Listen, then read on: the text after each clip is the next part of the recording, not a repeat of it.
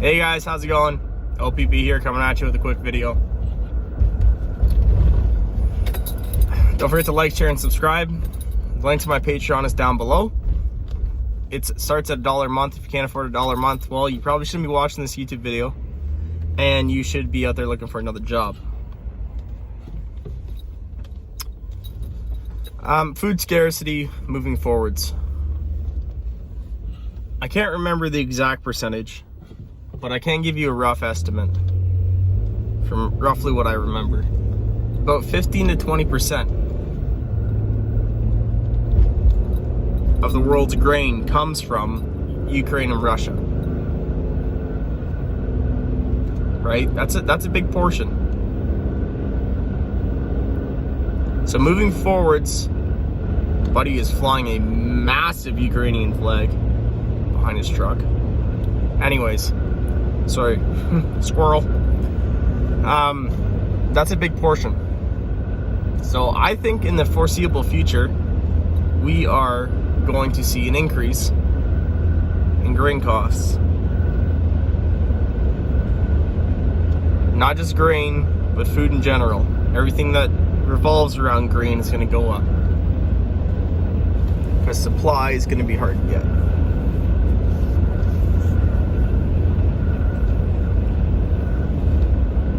So while you can stockpile wheat berries, I can't remember, it's been a couple of months since I bought it. I bought a couple of 50-pound sacks. They last pretty much indefinitely when stored correctly. I just put them in Mylar bags, oxygen absorbers, same way you store rice. That's another thing, rice. Rice is cheap now, guys. Gotta start stocking something away.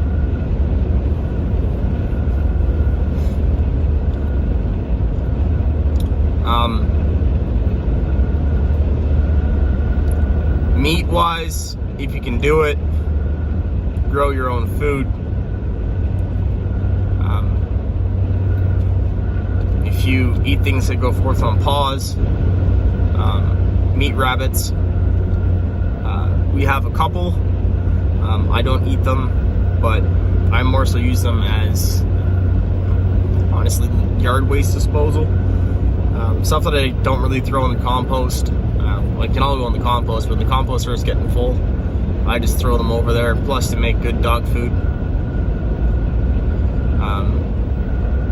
That's pretty much what they're going to be used for. It's dog food.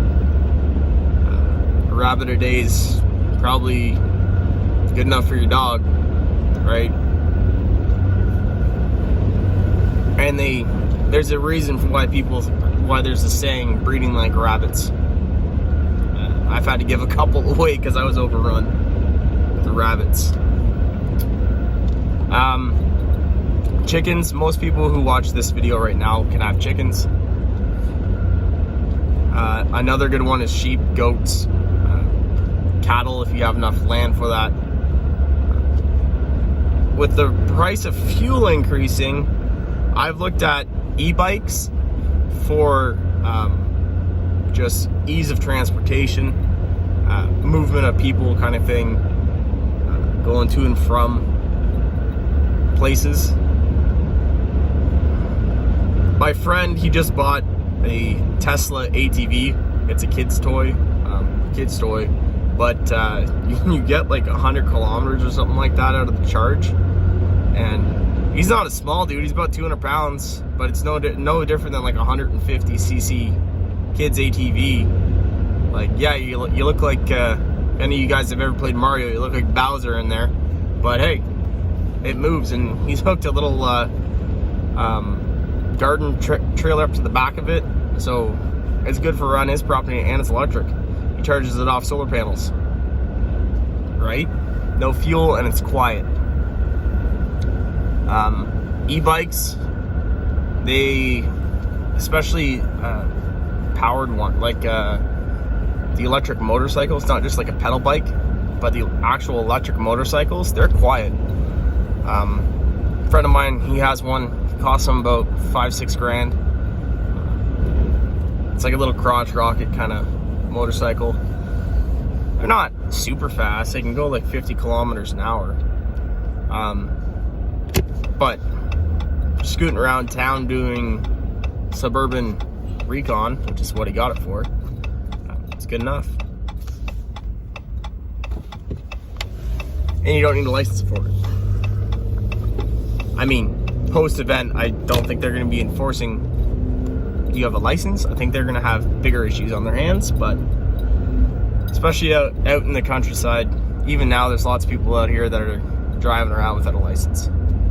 Not recommending that, not condoning it, but there's lots of people who do it. I know that for sure. In the city, you're going to have more issues here. Electric vehicles, they have their point, they have their purpose. Would I rely on them completely? No. No, I wouldn't. Do I rely on gasoline powered vehicles? No. No, I wouldn't. Diesel? No. Everything breaks. Everything malfunctions. And last time I checked, if I'm run out of fuel on the side of the road, I can't carry liquid or an extra battery pack, plug it into the car, and drive off, right? I can carry, and I do carry, an extra 200 liters of fuel in the bed of the truck at all times. I got it about an 80 liter tank in this truck, roughly. So 200 liters. There's 2.5 tanks worth of fuel in the bed of the truck at all times. And I don't lose that much space in the bed. They're 25 liter jerry cans, so.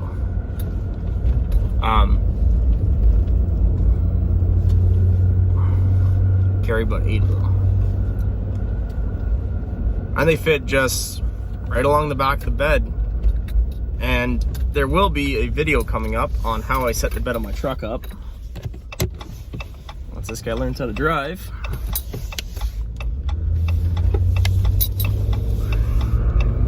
I will be doing a video on that probably in the spring. It's still a little bit cold. It's minus 18 outside right now, degrees Celsius. So it's a little bit chilly to be doing a video outside.